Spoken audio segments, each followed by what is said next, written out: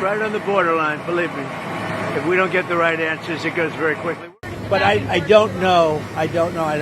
Do I get what? I never get tired. But what I like to do, if I can save war by waiting a couple of days. President Trump steps back from immediate military action after spike in Iranian threats, narrowing options while diplomacy gains time. As sensitive U.S. information continues to surface, the president decides against returning to war with Iran, prioritizing restraint amid fallout. Trump avoids direct confrontation, but Israeli Prime Minister Netanyahu is ramping up public and private pressure on Washington for a tougher stance. In a tense phone call, Trump and Netanyahu hashed out deep concerns over U.S.-Iran deal that Israeli officials say is nearly finalized. U.S. and Iranian negotiators report progress as Tehran reviews a new U.S. proposal that could signal a breakthrough in stalled talks. Fresh diplomatic efforts have raised hopes that mounting tensions between Iran, the United States and Israel could soon ease, as back-channel talks intensify across the region. President Donald Trump says the negotiations sit on a borderline between a lasting peace and renewed conflict, warning that the outcome could go either way. Trump adds that an agreement could arrive very quickly, possibly within the next few days, as negotiators work to close remaining gaps. Iran spokesman Esmail Barkai confirms Tehran has received Washington's latest proposal and is carefully reviewing the terms before responding. The new U.S. proposal reportedly demands tougher nuclear restrictions from Iran in exchange for the phased release of frozen Iranian funds. Barkai reiterated Tehran's position that any deal must include the release of frozen assets and the removal of shipping restrictions, calling those points non-negotiable. Pakistan has stepped up mediation efforts, dispatching senior officials to Tehran twice in the past week to help bridge differences and keep talks moving.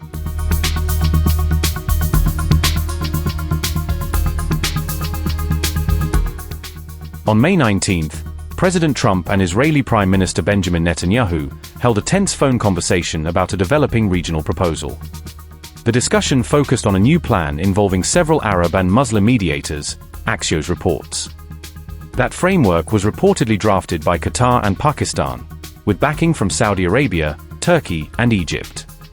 The proposal would formally end the war by arranging a US-Iran letter of intent to de-escalate hostilities. It would also launch a 30-day negotiation period to resolve disputes over Iran's nuclear activities and shipping routes. According to Axios, Netanyahu strongly opposed the framework during the call, warning against the terms. Israeli officials say Netanyahu argued military pressure should continue rather than offering concessions to Tehran.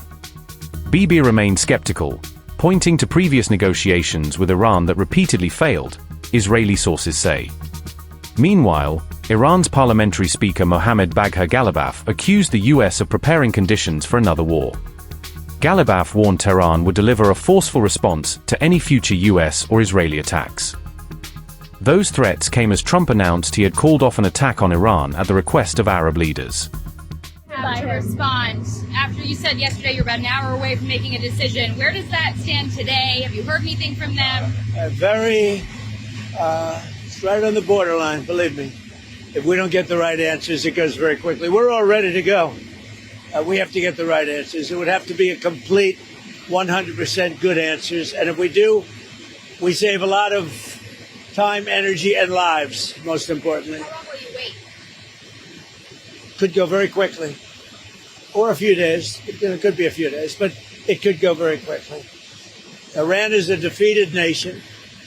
We're dealing with some people, and I must tell you, we're dealing with some very good people. We're dealing with people that are, I think, far more reasonable than the people that are really no longer with us. We're dealing with some people with talent, with good brain power, and we're pretty impressed by it. So hopefully those people will make a deal that's going to be great for everybody. Are you getting tired? But I don't know. Do I get what? I never get tired.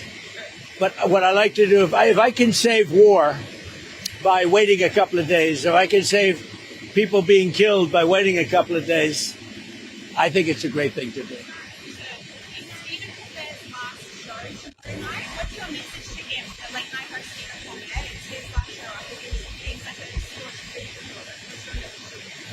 I'll have a message at a later date. Okay. Sir, on Iran, did the U.S. offer Iran oil sanctions No, I haven't heard that. No. I'm not doing any relief until they sign an agreement. When they sign an agreement, we can get that place built up again and have something that's really a good country for the people. But no, we haven't offered anything. The rise of AI, they're worried that their kids are not going to be able to have jobs someday because AI will I'll tell you, AI has been amazing because right now we have more jobs, more people working right now in the United States by far than we ever had before. And outside of the war, and I assumed the economy was going to go down, the stock market would go down 20-25%. It's actually up. The stock market is higher now than it was before I started the Iran situation. And on the Iran, I had no choice because they were going to have a nuclear weapon. We're not going to give them a nuclear weapon. But that's going to end soon, one way or the other. Oil is going to come tumbling down. There's so much oil. We have 1,600 ships in the Strait that are loaded up with oil that are going to be coming out very soon. So we'll have to see. But the military has been unbelievable. The blockade has been infallible. Not one ship has gotten through the blockade. 37 have tried. They all wish they didn't.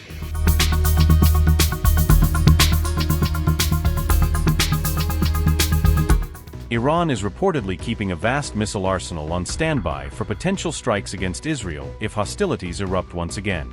An Iranian security expert told the New York Times that Tehran could launch tens or even hundreds of missiles every single day. According to Ahmadreza Azizi, the missile barrages could target either Israel directly or key American allies across the Gulf region. The expert also warned that Gulf oil fields, refineries, and major ports may come under attack if the conflict resumes. Azizi claimed Tehran's broader objective would be to trigger global economic shockwaves and intensify pressure on Donald Trump. The newly released congressional report said the U.S. military had lost at least 42 aircraft. The assessment was reportedly prepared for Congress using information from the Pentagon, CENTCOM, and media reporting. The U.S. was said to have lost fighter jets, surveillance aircraft, refueling planes, combat rescue helicopters, and UAVs. The report estimated the total cost of those aircraft losses at roughly $2.6 billion. However, lawmakers were also said to have warned that the real damage figure could be significantly higher, according to Press TV. Press TV on U.S. congressional assessment said, and I quote, among the aircraft destroyed or damaged were 4 F-15E Strike Eagle fighter jets, 1 F-35A Lightning II, 1 A-10 Thunderbolt II, 7 KC-135 Stratotanker refueling planes, and 1 E-3 Sentry airborne warning and control aircraft. The report also listed the loss of 2 MC-130J Commando II aircraft, 1 HH-60W Jolly Green II, 24 MQ-9 Reaper drones, and 1 MQ-4C Triton. Unquote.